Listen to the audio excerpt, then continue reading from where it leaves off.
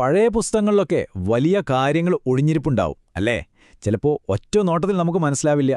ഇന്ന് നമ്മൾ അങ്ങനെയൊരു വിശിഷ്ട ഗ്രന്ഥത്തിന്റെ ഉള്ളറകളിലേക്കാണ് ഇറങ്ങിച്ചെല്ലാൻ പോകുന്നത്. അപ്പോൾ ഇതാണ് നമ്മുടെ താക്കോൽ. ഈ കാണുന്ന ഒരൊറ്റ ചിത്രവും അതിലെ ആശയവും മതി ഒരു വിശുദ്ധ ഗ്രന്ഥത്തിലടങ്ങിയിരിക്കുന്ന വലിയൊരു പ്രപഞ്ചതത്വം മുഴുവൻ മനസ്സിലാക്കാൻ. നമ്മൾ എങ്ങോട്ടാണ് ഈ പോകുന്നത് അല്ലേ? ഇതാണ് നമ്മുടെ വഴികാട്ടി. ഒരു പുസ്തകത്തിൽ നിന്ന് തുടങ്ങി അതിലെ ഓരോ നാമങ്ങളിലൂടെ സഞ്ചരിച്ച് അവസാനം പ്രപഞ്ചത്തിന്റെ തന്നെ ഉറവിടം വരെ നമ്മളെത്തും. ശരി, അപ്പോൾ തുടങ്ങാം. നമ്മൾ നോക്കാൻ പോകുന്നത് മാസ്റ്റർ കെ പാർവതികുമാറിന്റെ ഒരു പുസ്തകമാണ്. ശ്രീ ലളിതയുടെ 1000 നാമങ്ങളെക്കുറിച്ചുള്ള ഒരു കിടിലൻ വ്യാഖ്യാനം. ഈ പഴയ പേരുകളൊക്കെ ശരിക്കും എന്താണ് അർത്ഥമാക്കുന്നതെന്ന് മനസ്സിലാക്കാനുള്ള ഒരു വഴികാട്ടി. ഇതെഴുതിയ ആളുടെ ഒരു വിനയം കണ്ടോ? അദ്ദേഹം പറയുന്നതെന്താന്ന് വെച്ചാൽ, ഈ അറിവൊന്നും എന്റേതല്ല, അത് ശരിയായ സമയത്ത് ശരിയായ ആളുകളിലൂടെ വെളിപ്പെടുന്നതാണ് എന്നാണ്. ഞാനൊരു ഉപകരണം മാത്രം. അപ്പോ ആരാണ് ഈ ലളിത? ഈ 1000 പേരൊക്കെ ആരെക്കുറിച്ചാ പറയുന്നത്? ശരിക്കും പറഞ്ഞാൽ ഈ പ്രപഞ്ചബോധത്തിനെ തന്നെയാണ് ലളിത എന്ന് വിളിക്കുന്നത്. ഈ കാണുന്ന എല്ലാറ്റിൻ്റെയും അടിസ്ഥാനം. ലളിത എന്ന് പറഞ്ഞാൽ വെറുമൊരു ദേവത മാത്രമല്ല, അതൊരു വലിയ ഫിലോസഫിയാണ്. ഈ ലോകമുണ്ടാകുന്നതും നിലനിൽക്കുന്നതും ഇല്ലാതാകുന്നതും എല്ലാത്തിനും കാരണമായ ആ ശക്തിയില്ലേ, അതാണ് ലളിത. ഈ പുസ്തകം കാര്യങ്ങൾ എങ്ങനെയാ വിശദീകരിക്കുന്നതെന്ന് മനസ്സിലാക്കാൻ നമുക്കൊരു കാര്യം ചെയ്യാം. ദേവിയുടെ ആദ്യത്തെ പേര് തന്നെ എടുക്കാം, ശ്രീമാത. ഒരൊറ്റ വാക്കിൽ എന്തൊക്കെ കാര്യങ്ങളാണ് ഒളിപ്പിച്ചു വച്ചിരിക്കുന്നതെന്ന് നോക്കാം അല്ലേ?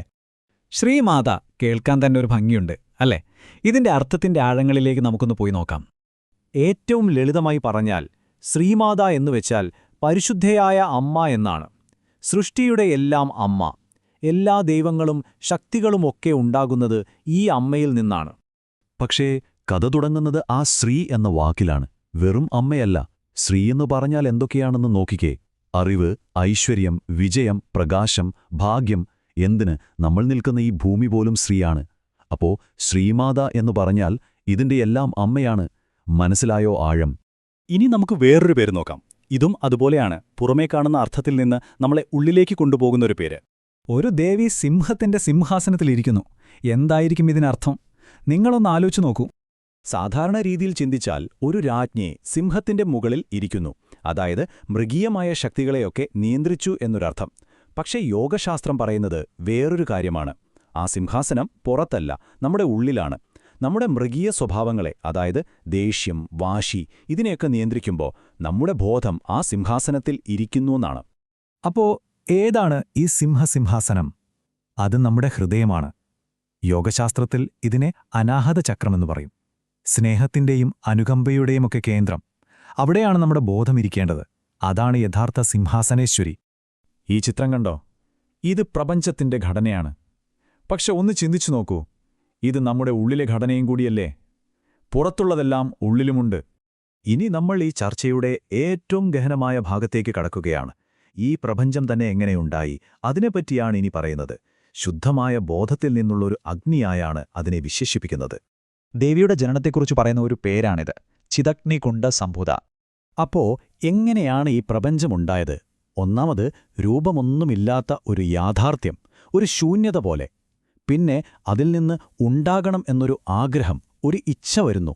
ആ ഇച്ഛ ഒരു തീപ്പൊരി പോലെ ഒരു അഗ്നിയായി മാറുന്നു. അതിനെയാണ് ചിദ് അഗ്നി, അതായത് ബോധത്തിന്റെ അഗ്നി എന്ന് പറയുന്നത്. അവസാനം ആ അഗ്നിയിൽ നിന്നാണ് ഈ കാണുന്ന ലോകങ്ങളും നമ്മളുമെല്ലാം ഉണ്ടാകുന്നത്. ഈ പുസ്തകത്തിൽ പറയുന്ന ഒരു പ്രധാന വാചകമാണിത്. ആ ബോധത്തിന്റെ അഗ്നിയിൽ നിന്നാണ് എല്ലാ ലോകങ്ങളും, ആ ലോകങ്ങളിലെ എല്ലാ ജീവജാലങ്ങളും ജനിക്കുന്നത്. എന്നുവെച്ചാൽ നമ്മളെല്ലാവരും ആ ഒരേ തീപ്പൊരിയുടെ ഭാഗമാണ്.